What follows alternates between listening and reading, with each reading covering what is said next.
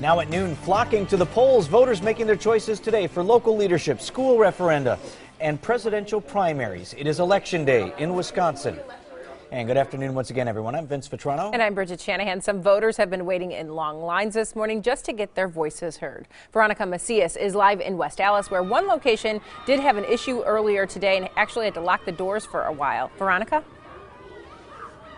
That's right, Bridget. Here at Wilson Elementary School in West Allis, they did have a situation. But first, let me tell you about voter turnout. It's been busy here, just like at other polling places across Milwaukee County. Now, we know from surveys this morning that some very busy polling sites have had 600 voters within the first 5 hours of voting. Now, inside, the chief inspector here tells me that earlier voters had to wait about 10 to 15 minutes in a long line, but that has since died down. Still, a steady flow of voters continue arriving.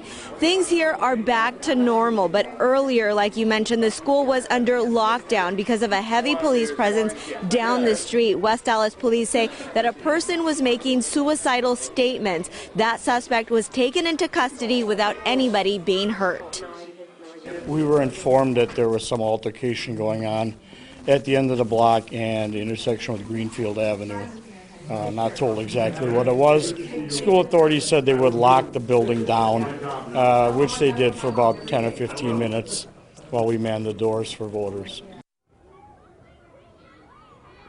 Now, aside from this incident here at Wilson Elementary School, we have received calls from voters saying that over at Deerfield Elementary over in Oak Creek, there were some voters being turned away. We talked to people working at that polling site, and they tell us that some people just showed up to the wrong poll and they were given instructions on where to go.